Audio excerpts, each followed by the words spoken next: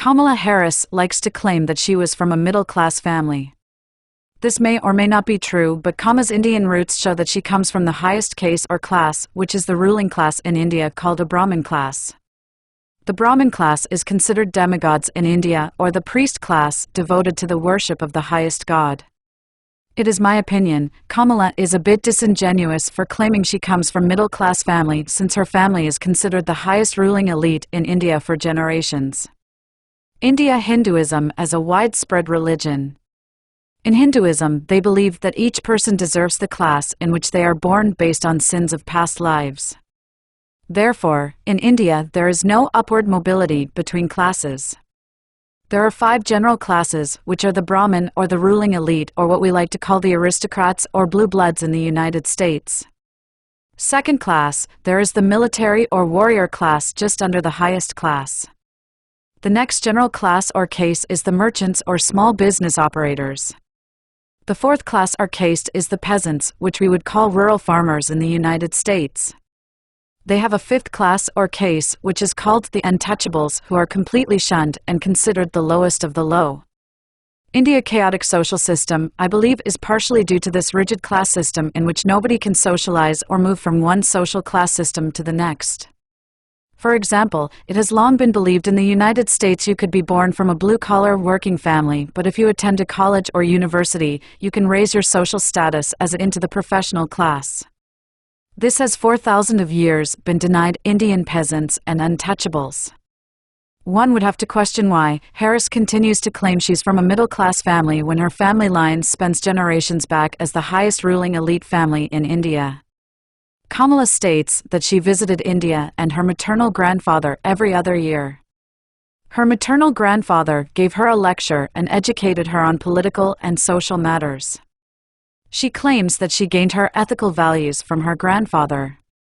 I wonder what ethical values she gained when her grandfather is from the ruling elite Brahmin social class in India, which prevents any social mobility or improvement between the class systems. The Indian class system is completely antithetical to the American system, which allows social mobility. So I have my doubts about sincerity about Kamala's claim of trying to help out the American people rise in financial and social status when she comes from a nation or her family spans hundreds of years in holding people down in a rigid class structure in which there is called a class of untouchables, which basically are consigned to scavenge among garbage pits and dumps. When a higher class, when an Indian from a different class system see untouchable, they are supposed to turn away and shun them completely as if they are invisible. This is based on the belief that the untouchable classes are suffering for past sins and past lives, and therefore if you disturb their destiny of suffering you are going against God's will. This is, I believe, a monstrous system. I have to wonder if there's some design to these Asian Indians who have been granted entree into the United States through medical programs. So many Indian doctors come over here, as you can see, in communist family. Kamala's mother is a researcher in breast cancer. I also find it remarkable that there appears to be an M-culture mind control connection. Kamala's mother moved to McGill University in Montreal, which is famous for mind-controlled experiments. According to many young adults on the internet, the GATES program was used by our school system to identify gifted children and put them through various trances like hypnotic inductions to program them into their global plans. Sigil. University was saying about in a Beatles song called Rocky Raccoon. Rocky Raccoon not only mentions McGill Mind Control University out of Montreal, but also raccoon eyes identify children who have been abused, after which they developed deep dark circles around their eyes. Pandas are also a code word for abuse of young ones. Therefore, I have to wonder Kamala is a graduate of MKUltra programming from McGill University and then sent into the United States to be put on the career track to president, which many believed Obama's shadowy past also reveals Obama was a MKUltra career path to take over the United States. It suggests Kamal may be a graduate of these mind control programs that have been reduced to a fine science. CIA published documents disclose these well-known experiments, which sought to control a person like a robot, such as creating a Manchurian candidate defined as an assassin who has no memory of assassinating a target after the killing. See the famous film, Manchurian Candidate, or the Bourne Identity film, which disclosed these programs in the form of fiction.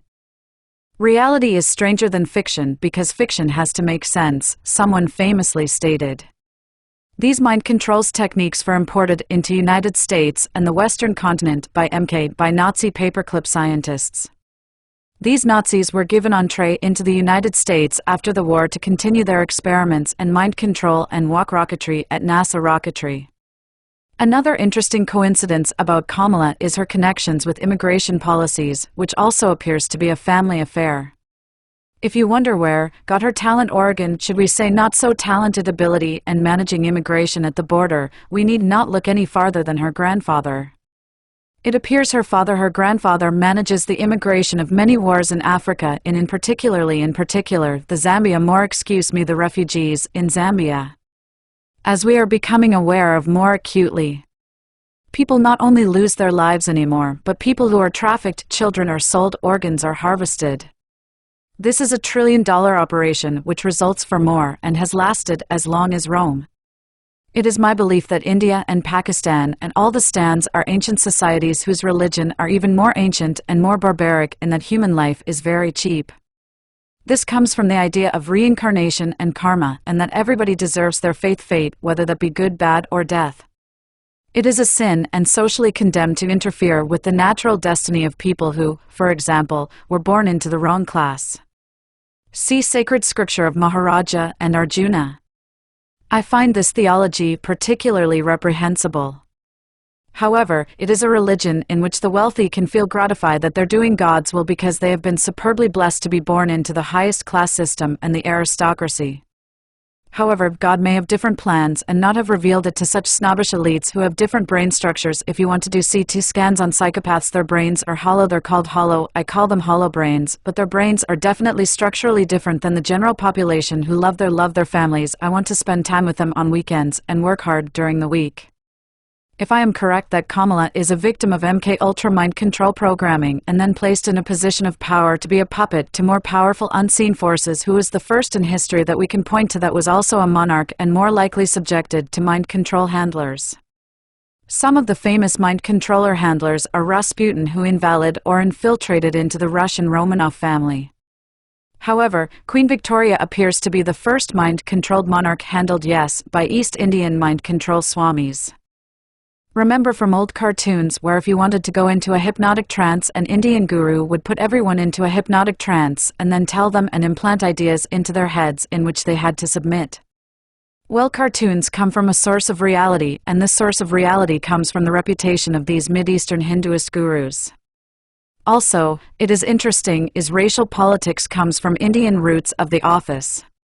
Supposedly the Second War would not have occurred except for its reliance on the quasi-spiritual is religion called theosophy, which some may say is just a kind name or a euphemism for Satanism. But we'll get to theosophy later. The racial politics is basically just another way of saying that everybody belongs to the destiny they're born to. You can't change positions in society, but you must also feel justified that you were born to a higher class and not interfere with God's will, which is to assist a lowercase or class such as the untouchables. In other words, keep them down, don't help them out, because it's God's will that they suffer and that you enjoy all the good things in life even if you steal them, because God would not allow you to steal them if you weren't justified in stealing and extracting all the resources of the earth. This is a very insidious religion. I'm trying to put it in the best possible light I can, but if you read their sacred literature, it basically says the same thing. For example, all warriors must kill with impunity because God's will has already happened, and even though you might see your grandfather in the crowd of people you killed, it is God's will that grandfather be killed. Kamala cynically designated the immigration czar during her failure at stopping the humoring of immigrants, many of them human and organ traffickers, across the border. Many might wonder why Kamala was designated the immigration czar assigned to manage the resettlement of Ukrainian refugees. Gopalan was a member of the Imperial Secretariat Service and later a Central Secretariat Service officer. He is the maternal grandfather of 49th Vice President of the United States, Kamala Harris. War refugee resettlement into foreign countries, especially the U.S., has functioned as a method of infiltrating a countries to subvert the political system and drain their resources. Kamala grandfather formed the highest ruling belief family in India known as the Brahmin class, who had given the status of demigods in India, was a famous immigration advisor to the Zambian Reselect and African War Holocaust victims. These refuges end up as human slaves in households across Asia, or used for organ harvesting and other nefarious issues. There are always the alleged do-gooder who are actually the tools of the traffickers in human flesh, such as John of God, promoted by Oprah Winfrey, who was arrested for farming pregnant women for their fetus. Just imagine women handcuffed to beds in underground bunkers and kept pregnant for human breeding. One has to wonder about the human Y chromosome, who farm out their own offspring for food, organ harvesting, or slavery. I am tired of men crying victim when it is their Y chromosome who are impregnating helpless, chained-up females for this exploitation like farm animal. Based on the history or refugee resettlement, it appears Kamala comes from the Brahmin family that look at the lower classes of the global West as livestock, and she, I suppose, can be designated little Bo Peep of human resettlement and harvesting. This certainly explains the chaos and disappearance of thousands of children at the border. Queen Victoria, first MKUltra British monarch. Queen Victoria's latter years were spent in the isolated company of an East Indian Pakistani lover and handler Karim Abdul, who slipped into this vacuum of influence after Prince Albert mysteriously died at a young age. I believe this early death may be attributed to poisoning, which all previous monarchs also appear to have been poisoned by the prime ministerial parliamentary classes occupied by East Indians. You recall Disraeli, PM during Victorian era, from a family of East Indian Pakistani Brahmin family. This is how the East defeated the West, through infiltration of the political classes. This is going on today. But back to Queen Victoria, who is a student of the early trance-like hypnotic studies of East India. Queen Victoria was raised by her mother and another advisor in a very restricted, non-social situation. She was isolated from all social interaction of friends and was only allowed to see servants. By the time she reached the age to assume the monarchy, she was literally childlike in her social skills. However, fortunately she married a very skilled spouse, and Prince Albert from Germany, who I suggest to you is her first handler. Queen Victoria set out having 12 children. She was like a rude mirror if you want to remember what Princess Diana said about herself, while her husband being ruled by the Eastern establishment of Poland and Germany, and probably the like Kazakhstan, Uzbekistan, and Turkey. However, Prince Albert the European identified with the British people and became too soft when his handlers from the East wanted him to exterminate complete communities, such as in Ireland in the potato famine. Prince Albert, I believe, was poisoned and died young, leaving a grieving monarch in Queen Victoria.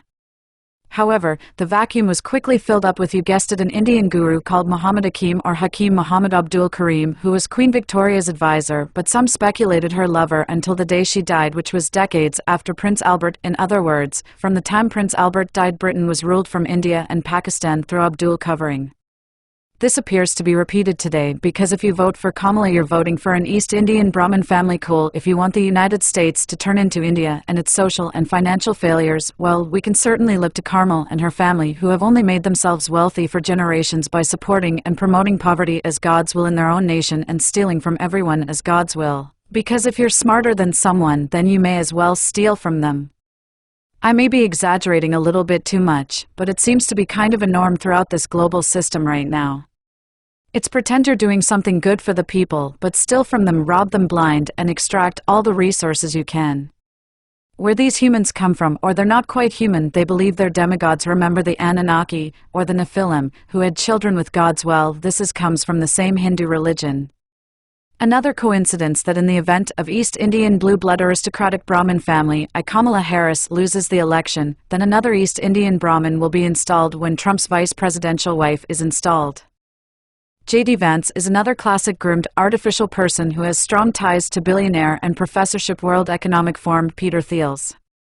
But one needs to look at J.D. Vance's wife, who like Kamala, come from a generational East India Brahmin family. Again, her meteoric rise from an immigrant family to the lofty towers of power indicates grooming and mentoring from the highest quarters of power. These MKUltra children are groomed and programmed to exploit the social mobility of the once free society of the United States and lead it into a de-evolution into slavery. Their Hindu religion, which is devoted only to their own class system, demands loyalty to their class and war on all the other hated lower classes. J.D. Vance's wife looks very kind and good, but these are wolves in sheep's clothing. Also, while Kamala running mate is suspected of being light in his loafs, so too is the teddy bear face J.D. Vance, who is supported and promoted by one of the wealthiest outed closeted gays, Peter Thiel. Do you really believe Peter Thiel would promote a person who is no sympathetic with the transgender agenda? Not on your PayPal count. Does not win will still be ruled over by an East Indian family of the ruling elites. J.D. Vance's wife comes from a Brahmin East Indian family. More than likely also was subjected to MK Ultra through the Gates program and McGill University. I believe all of us baby boomers have been subjected to these MK Ultra NATO paperclip Nazi immigrants who have infiltrated all of NATO and the globe, and they are called the family because even though they are racially different from each other, if you do DNA on them, they all have the same DNA from the same 13 ruling intergenerational families. If you look at Bolshevik revolutions or the revolution in China, it appears they come from the same family's bloodlines. So if you are born into these ancient families, and you're taught this from the time you are born, you have so much more of an advantage over the rest of us peasants who get a public education to tell us that somehow the Nazis lost World War II, when in fact it totally appears they won and just infiltrated all the different continents, including the United States, South America, etc. So I believe the facts suggest that the East Indian social and financial system is set to be installed in the United States. If you believe the rigid, unfoggier social system of India is a good system, then you are in luck. No matter who wins the election, the US is destined or programmed to be ruled by the Hindu East Indian class system, where if you are poor and uneducated, this is your destiny in life and you deserve to be shunned and kept in abject poverty because God has willed it. This is a very convenient or beneficial system of the wealthy ruling families who believe they deserve to keep others in poverty and to steal as much as they can from the lower classes, because as God told Arjuna, this is God's will.